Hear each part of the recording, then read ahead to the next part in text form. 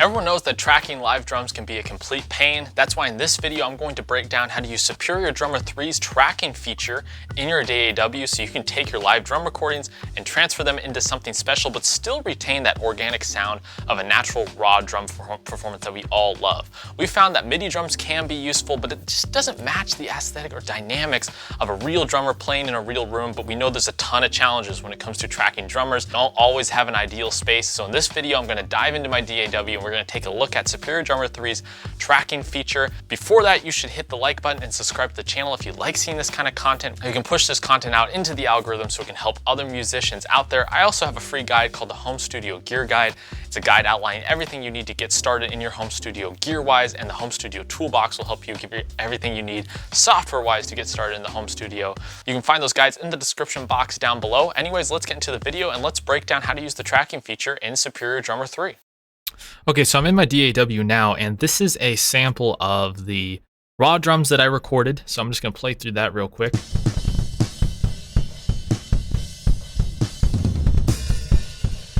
Obviously, a very raw sounding drum kit. Now, if you open up Superior Drummer 3, you can choose the kit. I've selected the hard rock kit, and now we're going to go into the tracker stage. And what this allows you to do is you can now drag in these individual files here that I have in my tracking session, bring them in, and then allow it to essentially replace the hits.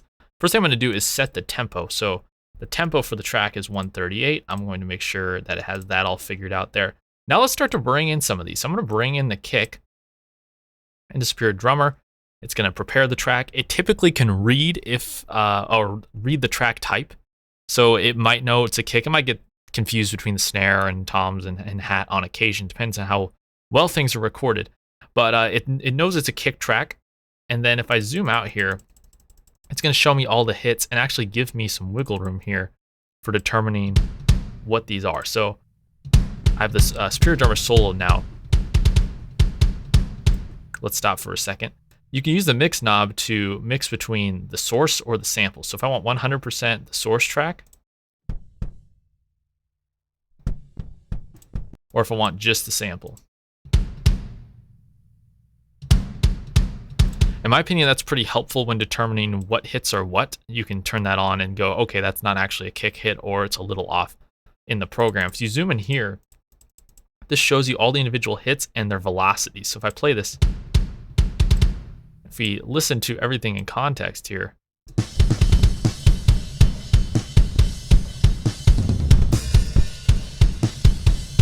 so I might have missed this hit down here. We would simply just drag this down. Now it's going to add that kick hit in.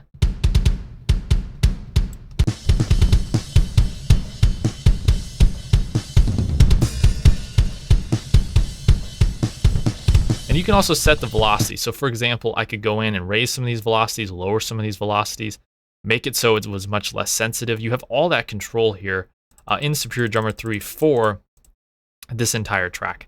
And so now let's say I want to bring in the snare track. So let's bring in the snare. This one might be a little more difficult for the program to read. We're just going to have to see. But it should be able to tell that this is a snare track. So yeah, it does know it's a snare. You can see there's a little more bleed in the snare track here. So let's listen to what Superior Drummer has done. Let me drag this over here.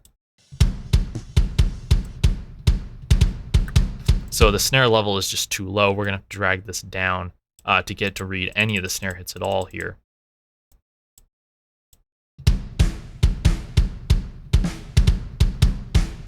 The velocities are also quite low. So what I'm going to do is be able to actually bring up these different velocity hits here. If you drag them and go like this, you can actually bring up some of the individual velocities. I think you can also bulk do it like this here.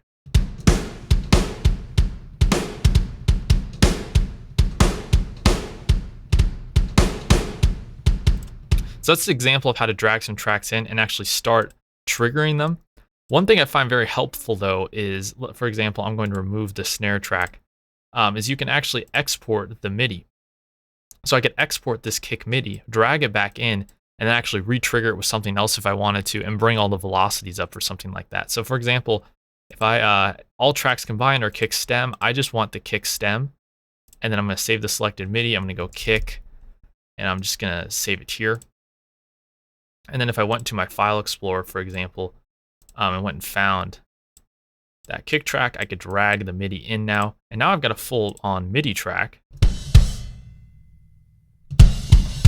If I decide I wanted to sample it with a different drum library, or I wanted to actually go in and physically mess with the MIDI in the track, I could also decide to do that and maybe modify the velocities.